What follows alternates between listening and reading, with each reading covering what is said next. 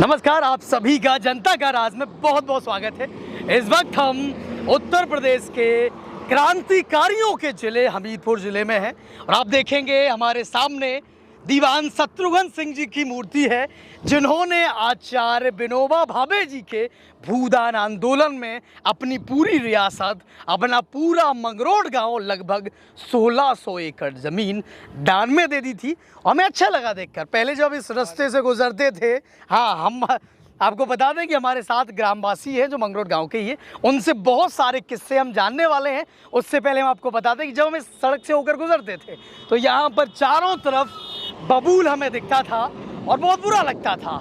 और चूँकि बबूल देखकर और सिर झुकाकर यहाँ से गुजर जाते थे, और लेकिन वो भी अच्छा नहीं लगता था, तो हमने सोचा कि यहाँ पर कुछ करते हैं। और हमारे जो पत्रकार साथी हैं अवधेश जी और राजकुमार जी, उन्होंने आकर यहाँ पर झाड़ झंकार साफ करे।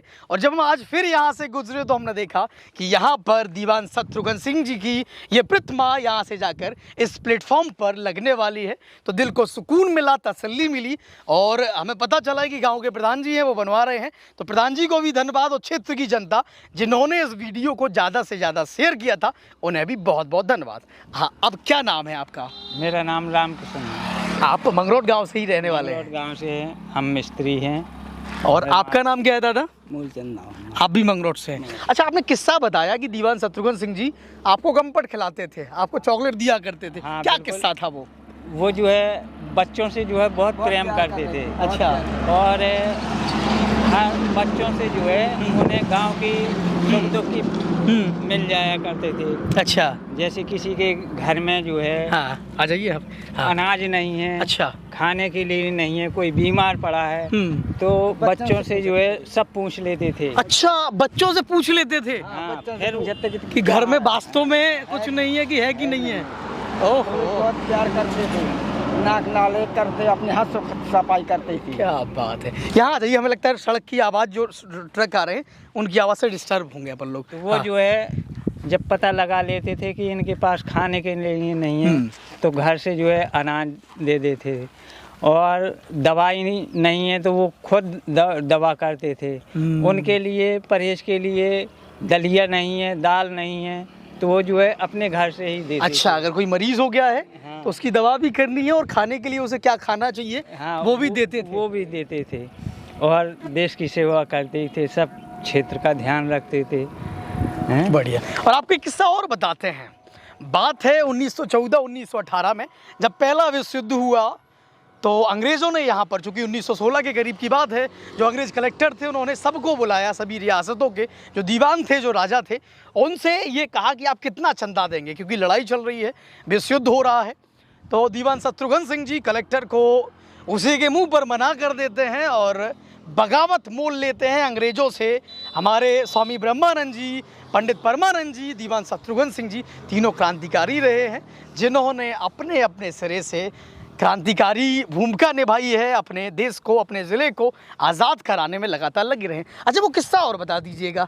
जो चंद्रभानु गुप्ता थे, 3 बार सीएम रह चुके थे, हेलीकॉप्टर से आते थे, और यहाँ रानी राजेंद्र कुमारी जी थी, वो पदयात्रा करती थी, वो पैदल चलती थी, वो अपने पैदल चुनाव के चलती लिए थी, जनता से जो है पैदल ही मिलती थी, क्योंकि उनके पास इतना साधन नहीं था।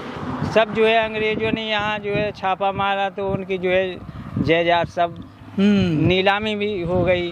कई बार परेशानी आई, पैसे की परेशानी रही है, तो वो जी पद यात्रा करके जो है उसे चंद्रभानु गुप्ता को हराया। तो ये किस्सा था कि कैसे एक सीएम यहाँ पर दीवान शत्रुघ्न सिंह जी की जो पत्नी थी रानी राजेंद्र कुमारी जी, उनसे हारते हैं और रानी जी मौधा से विधायक चुनी जाती हैं। हाँ, तो प्लेटफॉर्म और भी कुछ यहाँ पे होने वाला है, केवल प्लेटफॉर्म बन रहा है अभी? ये प्लेटफॉर्म बन रहा है। अच्छा। और ये जो है 3.5 फुट की हाइट पर जो है ये बनेगा। फिर इसमें सीसी और संगमरमर की मूर्ति आ रही हैं। अच्छा, मतलब रानी जी भी होंगी? हाँ, और दीवान जी भी होंगे? दोनों होंगे। और ये डॉक्टर साहब है, दीवान साहब के लड़का। अच्छा। उनके जो डॉक्टर साहब के लड़का वहाँ रहते हैं अमेरिका में। अच्छा। डॉक्टर हैं वो, मतलब दीवान जी के नाती? नाती। तो वो जो है उन्होंने देखा तो वो बनवा रहे हैं। वो करवा रहे हैं, प्रधान जी करवा रहे हैं? मतलब प्रधान जी भी अपना देख रेख करते हैं और वो भी करा रहे हैं। वो भी करा रहे हैं, मतलब पैसा वहाँ से भी आ रहा है? हाँ, और ये जो है देख रहे हैं और सब सामान की व्यवस्था करते हैं। सामान की व्यवस्था प्रधान जी भी करते हैं दादा। तो ये जिम्मेदारी आप दोनों लोगों के कंधों पर है। हाँ, मतलब भविष्य में ये बहुत अच्छा स्थल बनेगा और संगमरमर की मूर्तियाँ लगी होंगी। संगमरमर की मूर्ति लगेंगी और मैं भी जो है अभी उन्हीं के मकान का काम कर रहा हूँ। बढ़िया, समय मिलने पर ये कर रहा हूँ। बढ़िया। और एक चीज़ और है, जो प्रतिनिधि हैं अपने सांसद जी हैं, विधायक जी हैं, उनसे एक अपील है कि यहाँ पर संगमरमर की मूर्तियाँ रखी जा रही हैं, यहाँ पर और भी जगह दिख रही है। यहाँ पर बैठने के लिए एक हल्का फुल्का बगीचा कह लें या एक हरी भरी जगह कह लें, वो भी यहाँ पर बन सकती है।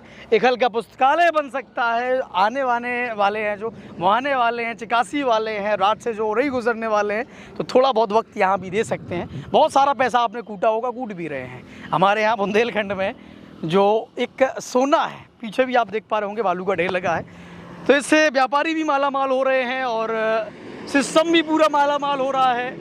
और सुनने में आ रहा है कि हमारे जो जिम्मेदार जनप्रतिनिधि है वो भी माला माल हो रहे हैं। तो थोड़ा बहुत जो माल है वो यहाँ भी लग जाए ताकि लोग बाग इससे लाभ ले सकें। यहाँ से जो है मतलब सरकार को जो है बहुत फ़ायदा होती है, क्योंकि खनिज है ये, मोहरम घाट चल रहा है। लेकिन हमारे यहाँ जो है रोड इतना बेकार है। आपके मंगरोड में सड़क नहीं है, बताइए। सड़क नहीं है, सड़क जो है बिल्कुल बेकार है। वहाँ जो है पैदल चलना भी मुश्किल है।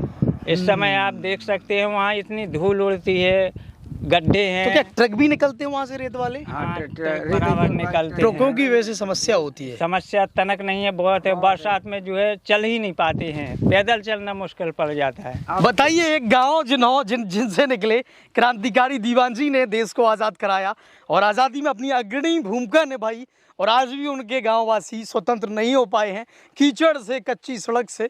तो ये जिम्मेदारों के मुंह पर भी एक करारा तमाचा है कि आप अभी तक एक स्वतंत्रता संग्राम सेनानी के गांव में एक सड़क नहीं पहुंचा पाए हैं। कलेक्टर साहब भी आपके गांव से निकले? कलेक्टर साहब भी आए थे, तो उन्होंने जो है गाँव स्कूल की जगह से जो है ट्रक गुजरते थे, तो उन्होंने जो है गाँव के बाहर से। अच्छा, कलेक्टर साहब ने ये किया था, लेकिन स्कूल के यहाँ से ट्रक ना जाए। उस समय जो है पंचाल लगी थी, वो मनु थे भाजपा के जो है मंत्री थे, तो वो जो है आए थे उस समय। लेकिन डीएम ने तो बहुत कुछ कह दिया था और हुआ कुछ नहीं। उसका जो है मतलब वो सही काम करने के लिए तैयार हुआ मंगरोट के लिए, तो जो है उसका जो है ट्रांसफ़र कर दिया तुरंत। अच्छा। हाँ, नहीं, वो डीएम जो है निश्चय डीएम का ट्रांसफ़र करवा दिया खनन माफियाओं ने। हाँ, माफियाओं ने जो है ट्रांसफ़र करवा दिया। ये देखिए, ये भारतीय जनता पार्टी की सरकार है और यहाँ पर डीएम बदल जाते हैं। किसके कहने से? खनन माफियाओं के कहने से। तो ये जनता का राज है, जिस पर जनता की आवाज़ हम हमेशा बुलंद करते रहते हैं और कोशिश करते रहते हैं कि जनता की आवाज़ और जनता का राज स्थापित हो सके। तो आप जितना हो सके, ये जनता से जुड़े मुद्दे हैं और आप ही की कमान, इन मुद्दों की कमान आपके हाथों में, जनता के हाथों में। तो जितना हो सके इस वीडियो को शेयर करिएगा ताकि ये मुद्दा बड़ा बने और जल्दी मंगरोट गांव में सड़क हो। और भी कुछ हमने जो है भाजपा को बढ़ावा दिया, अपना बहुमत जुटाया कि ताकि जो है हमारे गांव की सड़क बन सके और जो है कार्यक्रम हो सके। ये ज़मीन ऊंचा खाली ज़मीन है, हम सोच रहे थे कि ये भी जो है हमने जो है बताइए, पूरी जंबर मतलब बंजर है पूरी ज़मीन, कुछ भी हो सकता है इस पे। इसमें जो है अगर जंगल है, समतलीकरण हो जाए। उस समय भी मैंने वही बात की थी, डीएम थे, सभी अधिकारी थे, तो मैंने कहा हमारे गांव में ज़मीन तो मतलब भूदान के बाद जो है वापसी हुई जो ज़मीन, तो उसमें जो है 4.5 एकड़ के 2 पीढ़ी तक के लिए पट्टा हो चुके थे। अच्छा। हाँ। मतलब भूदान में जो जमीन दान दी गई, हाँ। तो गरीबों के उसी में से पट्टे हुए थे। उसी में से पट्टे हुए। अच्छा। लेकिन वो जो है नाम के पट्टे हो गए। आज जो है ये सभी पट्टे पड़े हैं। हाँ। ये जोतने योग्य नहीं है। अगर सरकार चाहे तो इसमें जो है संतलीकरण करा के और ये जो है खेती योग्य बन जाए। खेती योग्य बन सकती है, और नहीं अगर खेती हो सकती है तो तो एक गाँव हल्का में- फुल्का प्लांट कुछ ऐसा बना दे। डेयरी आजकल हो रही है, हाँ। डेयरी फार्म हो जाए, लोगों के काम में जमीनें आने लगे, वो या कोई कंपनी कंपनी हो जाए कुछ। कंपनी भी कितनी जमीन लगभग होगी ये दादा, यहाँ तो बहुत अंदाजन? कई करोड़ों पे, करोड़ों की बीघा में बात करें, एकड़ में बात करें, अरे- कितने लगभग 2-3 हजार बीघा होगी ये? कितनी हाँ होगी? बिल्कुल होगी। इससे ज्यादा होगी। हाँ, तो मतलब अनुपयोगी जमीन है। आप देख पा रहे होंगे बबूल के कितने सारे झंकाड़ इसमें लगे हैं, पूरा जंगल है। यहाँ से ये दिखा रहा ना, हम्म ये पूरा सारा जंगल जंगल आ खड़ा। और पूरे मंगरोट ग्राम सभा की जमीन है, दीवान जी वाली, जो उन्होंने हाँ, हाँ, भूदान में दान देती थी। हाँ, हाँ। तो इस पर जिम्मेदार है, इस पर भी थोड़ा ध्यान दे लें। अगर यहाँ वहाँ से पता होता है कि जो जनप्रतिनिधि होते हैं बहुत व्यस्त होते हैं, कभी इसकी समस्या, कभी उसकी समस्या, कभी इसका मामला, कभी उसका मामला, कभी इसकी ज़मीन, कभी उसकी ज़मीन।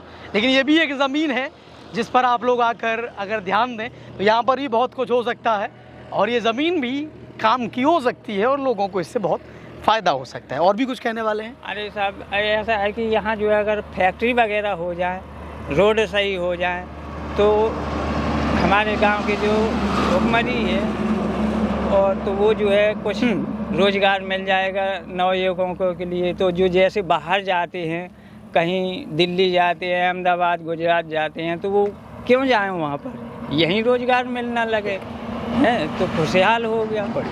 अब सरकार मतलब कितना भरोसा कर सकते हैं, मतलब अपना जो है स्वयं कमा के जो है स्वयं विकास करना चाहते हैं। बिल्कुल, और गांव वाले इससे आत्मनिर्भर बनेंगे। ज़मीन सरकार लेवल करवा दे, उसके बाद गांव वाले इसी में खाएंगे और अपना जो भी करना है वो करेंगे। हाँ। तो चलिए, आप सब जनता का राज देख रहे थे। हमारे साथ दीवान शत्रुघ्न जी के गांव के 2 ग्रामवासी थे जिन्होंने दीवान जी के बारे में बताया। और भी कोई किस्सा हो जो उनके बारे में हो, कुछ शेयर करना चाहें आप?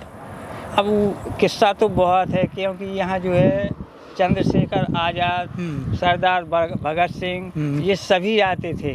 और उनके मकान में एक तल घर है नीचे। अच्छा, अभी भी है? अभी भी है। अच्छा वहीं से जो है सुरंग गई थी हाँ। नदी किनारे तक। अच्छा, वहाँ जो है पेपर बनते थे, अखबार। ओह। तो वो जो है अंग्रेजों के डर के मारे ढोलक जो होती है उसके अंदर अखबार बंद करके फिर जो है ये वितरण करते थे जगह जगह। तो यहाँ पर चंद्रशेखर आजाद जी से लेके भगत सिंह सब आ चुके हैं। सभी आ चुके हैं, विनोबा भाभी भी आए हैं भूदान आंदोलन आंदोलन के समय में, और काफ़ी बड़े बड़े नेता आए हैं। सभी लोग जो है यहाँ आते रहे हैं। Thank you. हमारी जनता का भी बहुत बहुत धन्यवाद। ये तो जो